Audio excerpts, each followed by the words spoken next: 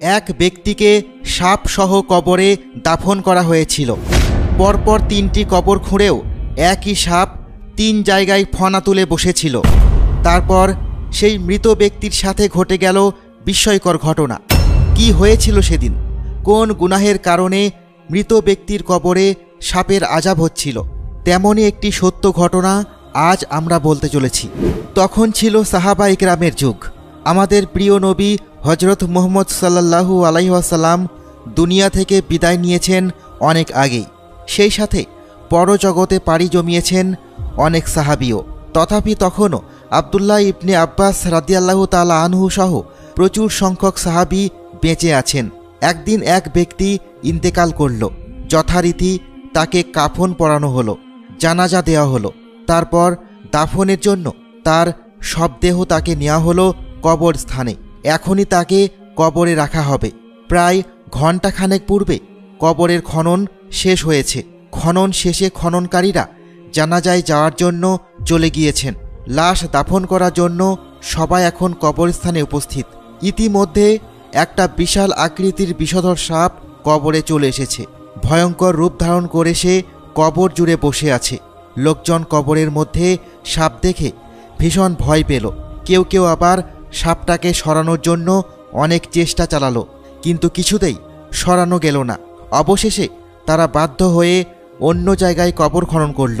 খনন শেষে উপরে ওঠার সাথে সাথেই সেই সাপটির মতো অন্য আরেকটি সাপ সেখানেও দেখা গেল। সাপটি যেন ছোবল মারার জন্য প্রস্তুত হয়ে বসে আছে। সাপটির ভাবসাপ থেকে এমনটাই বোঝা গেল।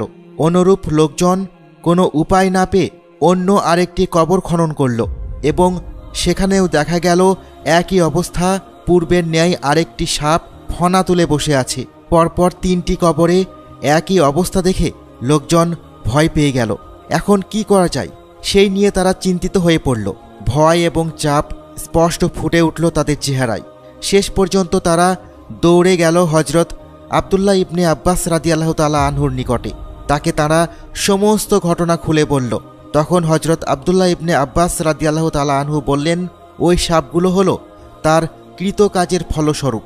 আল্লাহর কসম, তোমরা যেখানেই কবর খনন করো না কেন ওই সাপগুলো সেখানেই উপস্থিত হবে। অতপর কোনো উপায় না পেয়ে সেই লোকগুলো ওই মৃত ব্যক্তিকে সেই 3টি কবরের একটি কবরেই দাফন করল।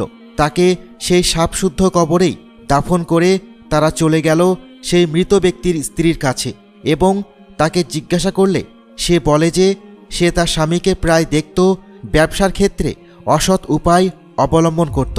অর্থাৎ তার স্বামী নাকি গম বিক্রি করত এবং সেই গমের সাথে ভেজাল মিশিয়ে তারপর সে গম বিক্রি করত।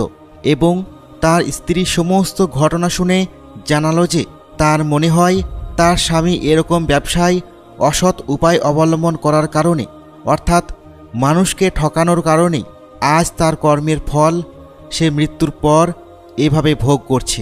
প্রিয় বন্ধুরা, আমরা জীবিকা নির্বাহের জন্য অনেক ধরনের কাজে নিজেকে জড়িয়ে ফেলি। আমরা এক একজন এক এক পেশায় নিজেদের জীবিকা নির্বাহ করি। কেউ ডাক্তার, কেউ ইঞ্জিনিয়ার, কেউ শিক্ষক, কেউ ব্যবসা করে, কেউ চাকরি করে। এক একজন এক এক পেশায় নিযুক্ত। কিন্তু আমাদের সবার মনে রাখা উচিত, আমরা যে পেশাতেই থাকি না কেন সব সময় সৎ পথে রোজগার করা উচিত। আমরা যদি কোনো খারাপ বা অসৎ উপায় অবলম্বন করে অর্থ উপার্জন করার চেষ্টা করি তাহলে আল্লাহ তাআলা মৃত্যুর পর আমাদের চরম শাস্তি উপহার দিবেন।